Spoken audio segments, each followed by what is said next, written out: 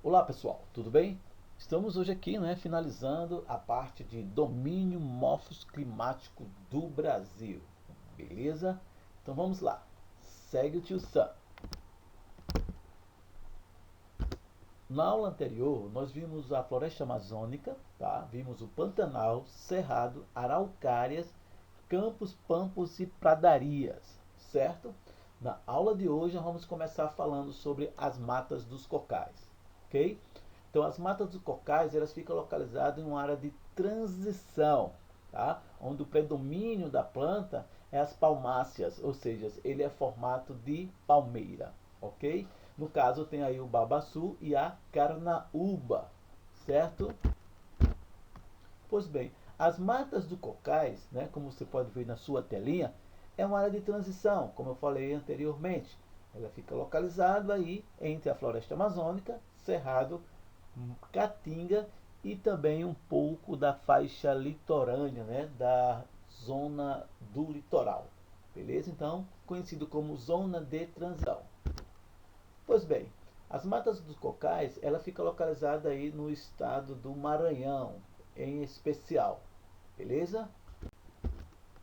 Então, essa mata dos cocais, elas vão nos fornecer, o babaçu. E através do babaçu, ele é extraído, vários elementos dessa planta, dessa árvore, tá? Dessa palmeira, que é conhecido como medicamentos fitoterápicos, como o óleo vegetal, o óleo de baçu, certo?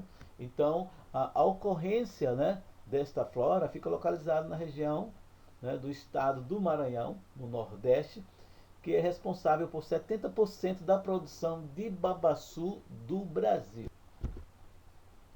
Então aí você tem alguns benefícios desse babaçu, para cozinhar, ele é anti-inflamatório, ou seja, previne o envelhecimento precoce, tá? Deixa os lábios macios, evita dor corporal, mantém os cabelos saudáveis, inibidor viral, estimulante do sistema imunológico, tem ações antioxidantes como fonte de ácido láurico, certo? Então aí você tem alguns benefícios dessa planta. E com relação à carnaúba, tá? Você tem aí a ceira, tá? Que é outra planta também. Tá? Então essa cera ela tem vários benefícios, Em especial, ela é mais para a utilização de uso automotivo. A carnaúba, ela é em várias regiões, é localizada em várias regiões do Nordeste brasileiro, tá? O segundo bioma, tá, da aula de hoje é a caatinga, beleza? Ela é uma planta herbácea arbustiva, certo? Então você vai encontrar vários arbustos e também, como ele fala em herbácea, vários tipos de plantas, sem caule, mais tipo erva, ok? Ela é xerófita, tá? Que ela consegue passar um longo período de estiagem, que você tem aí o facheiro, mandacaru, xique-xique, cabeça de frade. Ela tem ela é caducifólia, tá? Ou seja, consegue passar um longo período com sua folhagem, tá? Quando elas caem, geralmente o tronco fica meio esbranquiçado, mas no período da chuva elas retornam novamente. São plantas que conseguem, são mais resistentes, formato caducas, tá? E os troncos geralmente são grossos, e também tem galhos retorcidos, ok, galera? Então a caatinga ela vem do tupi-guarani que significa mata branca, tá? Então essa mata branca você vai encontrar o xique-xique, o mandacaru, cabeça de frade, entre outros, tá? O solo geralmente é solo raso e bastante pedregoso, tá? E aí você tem a ação do intemperismo físico nessa região da caatinga, beleza? E enfrenta também o problema da desertificação nessas regiões, beleza, gente? Pois bem, então aí você tem a caatinga, Mata branca, certo? Solo geralmente pedregoso, tá? E solo raso. Então essas plantas elas conseguem armazenar água no seu caule ao longo período de estiagem. Ok? Ok? Pois bem, elas têm esses espinhos também, apresenta espinho, é bem espinhosa, tá? Esses espinhos é um formato, né, de proteção para evitar perda da água, beleza? Durante o longo período de estiagem. Para que você possa fixar melhor, aí você tem, né, o facheiro, o mandacaru, xique-xique, cabeça de frade, que são as plantas xerófitas, tá? Geralmente de ambientes áridos ou semiáridos. No caso do Nordeste brasileiro, em especial no sertão nordestino, tá? Ele é semiárido, que significa quase seco. Observando aí o mapa do Nordeste brasileiro, né? Observe que o Nordeste é dividido em 4 partes, tem subdivisões, tá? Zona da Mata, que é essa próxima ao litoral. Temos o Agreste, tá? Nordestino, que é uma área de transição entre a Zona da Mata e o Sertão. O Sertão é essa região aí em amarelo, que envolve vários estados, inclusive Alagoas, né? Pernambuco, Paraíba, Rio Grande do Norte, Ceará, Piauí e o estado da Bahia. Tá? E finalmente lá em cima a região do Meio Norte, né? Onde está localizada aí as matas dos cocais. Com relação às restingas, tá?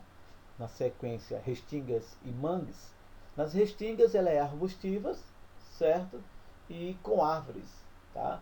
Só que as restingas significa o quê?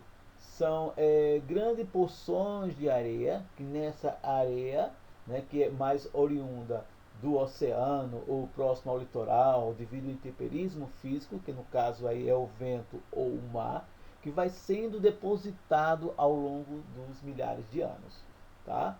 E nessa restinga, tá, você vai encontrar uns diversos tipos de plantas, né, que conseguem suportar, certo? Certos tipos de vento, a velocidade do vento, a questão da salinidade, ok? Nessas regiões.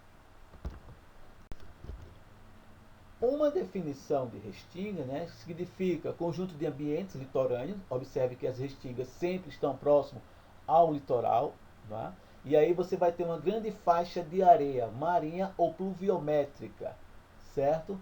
Com zonações bem definidas, como praia, pós-praia, dunas e planícies arenosas. Então, essa vegetação, elas conseguem, tá, suportar essa salinização do oceano. Tá? Com relação às espécies que habitam a restinga, né, da fauna e da flora, elas possuem mecanismos para suportar os fatores físicos dominantes, né, a questão da salinidade, como eu falei, extremos de temperatura, forte presença dos ventos, escassez de água, solo instável, né, insolação forte e indireta. Então, essas espécies, tá, da faixa litorânea, tá, conhecido como restinga, que são os grandes depósitos de areia e dunas. Junto dessas dunas e esses depósitos de areia, você tem a fauna e a flora, que conseguem suportar os fatores físicos. Como você pode ver na sua telinha, né?